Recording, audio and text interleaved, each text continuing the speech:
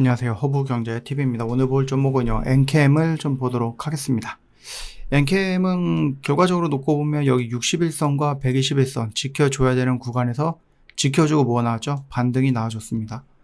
그래서 우리가 2차 전지를 놓고 본다고 했을 때 쭉 올라갔다가 눌리는 구간이 역배열에서 정배열로 전환되는 첫 번째 눌린 구간이다라고 우리가 볼 수 있다. 이렇게 말씀을 드렸죠. 그래서 이 구간 라인에서 이 저점 라인을 깨러 이렇게 떨어지는 것보다는 충분히 지켜줄 자리 지켜주고 다시 올라갈 거고, 이 구간 라인이죠. 95,000원이었던 이 고점 라인을 만약에 돌파를 해준다라고 하면은 뭐죠? 역배열에서 주가가 이렇게 올라서 조정받고 올라가면서 이 구간을 딱 돌파하는, 그래서 여기가 뭐가 된다? 정배열로 완벽하게 전환되는 구간이 될 수 있다. 이렇게 좀 말씀을 드렸습니다. 이거는 지금 엔캠뿐만은 아니라 에코프로라든지 포스코라든지 2차 전지 종목들을 같이 보시면은 대부분 다 비슷비슷한 모양으로 움직이고 있다, 이렇게 느끼실 거예요. 물론 지금 시장을 놓고 보면 굉장히 좋은 모습이고, 좀 아쉬운 부분이 뭐냐라고 했을 때 이렇게 시장이 움직일 때 2차 전지 종목들이 따라가지는 못했다라는 거. 결국 시장의 중심은 2차 전지가 아니라 뭐 로봇이든 조선이든 바이오든 아니면 반도체든 이런 쪽으로 연결이 되어 있다는 것이 조금 아쉽게 느껴지기는 합니다만, 그래도 큰 문제는 없을 거다라고 생각합니다. 더군다나 지금 시장이 올라가고 있는데 좀 조정이 나와도 이상할 게 없는 게, 주말에 계속해서 이제 관세 이슈가 나왔거든요. 우리나라 노동자가 뭐 300명 넘게 체포됐다가 풀려났고, 그러면서 동시에 미국에서 얘기했던 게, 야 너희들 약속했던 500조 현금으로 쏴, 이 얘기를 하는 거예요. 너희들 500조 우리한테 쏘지 않으면은 너희들 관세 25% 내야 돼, 이런 식으로 해서 지금 협박을 하고 있는 모습입니다. 그러다 보니까 우리가 15%를 저번에 그 미국에 가갖고 뭔가 이제 확정된 거 아니었어? 이렇게 생각을 했었는데 그게 아닌 것 같죠? 그러면 이걸로 인해서 시장은 어떻게 된다? 한번 살짝 흔들릴 수는 있다. 근데 여러분들 생각을 해보세요. 시장이 어떤 거에다가 조금 더 민감할까요? 500조의 현금을 뭐 488조인가 498조인가 뭐 이렇거든요. 500조의 현금을 미국에 줘야 된다. 아니면은 관세 25% 때려 맞고 차라리 우리 3년 동안 버텨보자. 시장은 어디를 더 악재로 볼까요? 그래서 미국의 싱크탱크인가요? 뭐 어떤 경제학자가 계산을 해서 얘기를 하는 게 있는데, 이 500조를 미국의 현금으로 갖다 바치느니 차라리 25% 관세를 때려 맞으면서 3년간은 좀 버텨봐라. 이게 더 유리하다라고 얘기를 하더라고요. 예. 그러면 뭐 한번 해볼 만하죠? 예. 우리가 급한 거는 아니니까. 미국은 자신들이 제조업이라든지 이런 것들을 성장시키기 위해서 우리나라에 도움을 요청을 했는데, 만약에 미국이 뭐 25% 관세 때려 붙인다라고 하면 우리 투자 없었던 걸로 할게. 공장 캐나다로 가고 뭐 멕시코로 가고 유럽으로 가도 되죠. 뭐 운송비라든지 이런 것들을 조금 최대한 줄이려고 하면은 여기 캐나다랑 멕시코에 붙어가지고 관세 내야 되겠죠. 근데 최대한 운송비를 좀 아끼면은 이런 나라에다가 차라리 지금 공장 미국에 있는 거 말고 여기다가 더 지어버리는 게 훨씬 더 낫다라는 생각을 저는 개인적으로 합니다. 냉정하게 상황을 봐야 되긴 하는데 욱하는 거죠. 미국의 이 양아치 같은 행동을 보고 욱할 수밖에 없지 않나, 이런 생각을 해요. 일단은 우리나라 이재명 정부가 얘기했던 것은 원전도 중요하다. 근데 우리나라 특성을 놓고 보고 AI의 성장 속도, 데이터 센터의 설립 속도를 놓고 보고 전력에 필요한 속도를 놓고 보면은 이게 5년, 10년, 15년 걸릴 수 있는 원전을 지금부터 열심히 짓는다고 해도 이들의 성장 속도를 따라가기는 힘들 거다라는 거였죠. 그래서 우리가 생각하는 것이 원전보다는 태양과 풍력, 이들보다는 조금 더 빠르게 쓸 수 있는 거.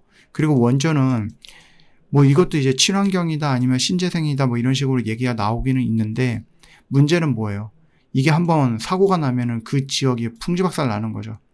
그러다 보니까 원전을 어떻게 보면 사람들이 이런 거죠. 필요해. 우리나라 원전 필요해. 근데 당장 우리 동네에 원전을 짓겠다고 하면은 죽기 살기로 거부하죠.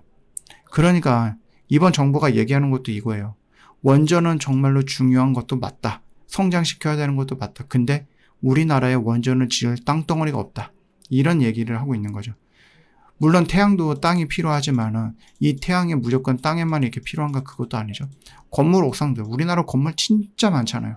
이 건물 옥상들 또는 정말로 많은 이 건물들의 외벽에 조금씩 이렇게 붙여놓으면은 이 건물 하나하나가 아주 작은 발전원이 될 수 있다는 거죠. 발전소가 될 수도 있다는 거죠. 그래서 이 태양이라는 것이 굉장히 성장이 될 거다. 풍력이라는 것도. 근데 거기서 나오는 문제점이 뭐냐라고 했을 때, 이 에너지량이 일정하지 않아. 그 말뜻은 과잉 공급된다는 얘기죠.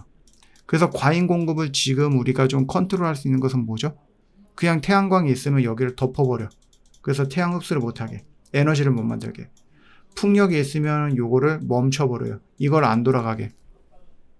이런 식으로 해서 우리가 지금 과잉 공급된 전력을 컨트롤하고 있는데, 이런 것들을 위해서 우리가 좀 보고 있는 게 뭐예요? ESS. 과잉 공급된 에너지를 우리가 소멸시키거나 아니면은 이 에너지를 조절하기 위해서 억지로 태양광 이 패널 위에다가 검은색으로 아니면 뭔가를 이제 천으로 막아버리는 거죠. 에너지를 못 만들게. 이 풍력이 이거를 못 돌아가게 막아버리는 거죠. 멈춰 세우는 거죠. 에너지를 못 만들게. 이런 쓸데없는 것들을 하지 못하게끔 ESS가 필요하다라는 거죠. 여기서 내가 100이라는 에너지가 필요한데 태양이 너무 강해갖고 150까지 왔어. 근데 50은 우리가 컨트롤할 수 없으니 여기를 이렇게 닫아버려. 그래서 이것만 운영해서 100이라는 에너지를 쓰는 거죠. 근데 ESS가 있다라고 하면은 200을 받던 150을 받던 나머지는 여기다가 다 모아두는 거죠. 그리고 비가 와, 눈이 와, 뭐가 구름이 껴. 그래서 여기서 이제 100이라는 에너지를 흡수해야 되는데 50밖에 못해? 그러면 여기서 50을 빼서 쓰는 거죠. 이게 ESS잖아요. 이게 2차 전지들이 반등을 하는 가장 기본적인 이유가 될 수 있는 거예요. 지금 당장에서는. 우리나라 3사 배터리라고 하면 삼성 SDI, LG 에너지 솔루션, SK온 이렇게 볼 수 있죠. 우리나라도 ESS를 좀 전환하는데 조금 더 저렴하고 좀 안전하다고 느껴지는 LFP ESS로 진행을 한다고 보시면 될 것 같아요. 그래서 지금 우리나라의 이 3사 배터리사가 우리나라뿐만은 아닐 겁니다. 전기차에서 ESS로 무게를 중심이 조금 이동하고 있다라고 생각하시면 될 것 같아요. 물론 전기차 시장은 포기할 수는 없지만 워낙에 중국이라는 막대한 이 경쟁자가 있기 때문에 조금 어려울 수 있죠. 그래서 ESS 시장으로 확장을 하면서 거기에서는 우리가 밀리면 안 된다라고 보시면 됩니다. 중국을 제외한다라고 하면은 전 세계 이제 배터리라든지 이쪽에 보면 우리나라가 2등이거든요. 여전히 우리나라 잘하고 있다고 저는 생각을 해요. 우리나라 정말로 중국의 저가 공사라든지 굉장히 이제 정부가 밀어주고 있는 진짜 상상도 못할 정도로 자금을 투입을 해갖고 2차 전지 시장을 키우고 그래서 정부가 밀어주고 있는 그들 상대로 우리나라 진짜 잘 싸우고 있다고 생각을 합니다. 2차 전지. 일단은 전기차 시장의 정책 변화 불확실성. 그래서 ESS 같은 경우는 뭐 AI라든지 데이터 센터라든지 전력 수요 덕분에 폭발적으로 성장을 할 거고 특히 우리나라 같은 경우도 신재생 에너지를 중심으로 해서 에너지 전환 정책을 하는데 과잉 공급된 에너지를 소멸시키는 게 아니라 그걸 모아놨다가 사용하자라는 개념으로 놓고 보기 때문에 ESS는 정말로 필요하다 이렇게 생각하시면 되는 거예요.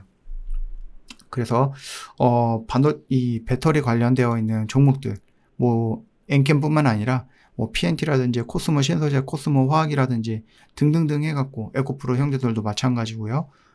그들의 움직임을 놓고 본다 그랬을 때 결국은 쭉 밀려 한 2년 동안 쫙 밀렸다가 최근에 살짝 올라오고 눌림을 받고 있는 이 구간이에요.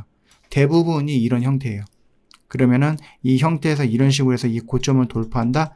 그러면 뭐가 된다? 2차 전지는 얘네들 확장하는구나. 성장하는구나. 이제 하락은 멈추고 우상향 하는구나 라고 우리가 조금 더 확신을 가지고 여러분들한테 말씀을 드릴 수 있다고 생각합니다. 참고하시고요.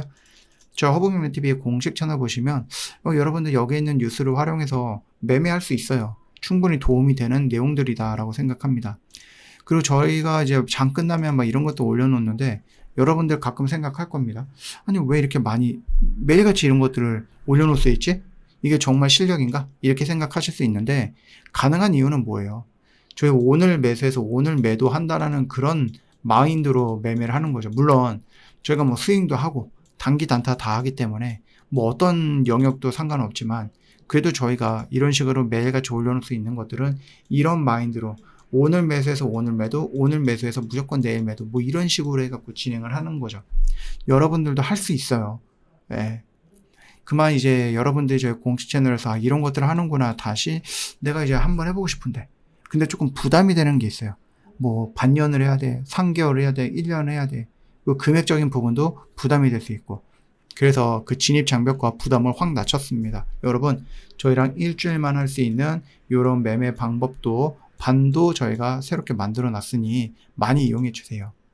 오늘 사가지고 오늘 팔거나 뭐 내일 팔거나 이런 식으로 해서 일주일 동안 계속 사고 팔고를 반복적으로 하다 보면 뭐 여러분들 계좌에 이런 것들 찍혀 있는 건 어렵지 않을 거라고 생각을 합니다. 여러분들 언제든지 저희한테 문의 주십시오. 오늘 하루도 정말 고생 많으셨습니다.